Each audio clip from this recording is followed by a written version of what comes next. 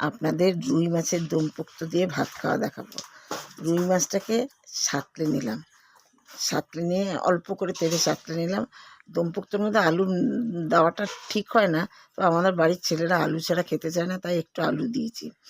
আলু দিয়ে কী বলে বাদাম, তারপরে পেঁয়াজ পেঁয়াজ বাটা, বাদাম আর পেস্তা বেটে নিয়ে টক দইয়ের মধ্যে, কিশমিশ সব বেটে নিয়ে টক দইয়ের মধ্যে ভালো করে মিশিয়ে নিয়েছি।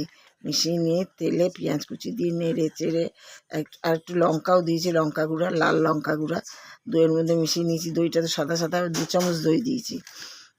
2 চামচ দই, 4টা মাছে 2 চামচ দই দিয়েছি। দিয়ে তারপরে তেলের মধ্যে পেঁয়াজ কুচি দিয়ে নেড়ে চেড়ে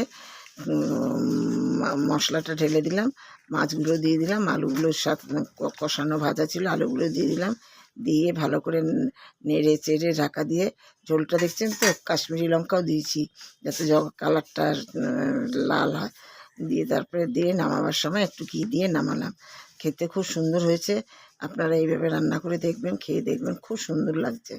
আমি রুই মাছের পেটি দিয়ে করেছি, বেশি দই দিইনি, দই বেশি দিলে টক টক হয়ে যাবে আর সাদা লালচে ভাবটা থাকবে না।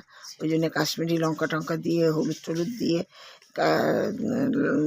লালচে ভাবটা রেখেছি, আর এমনি ঝাল লঙ্কাও দিয়েছি।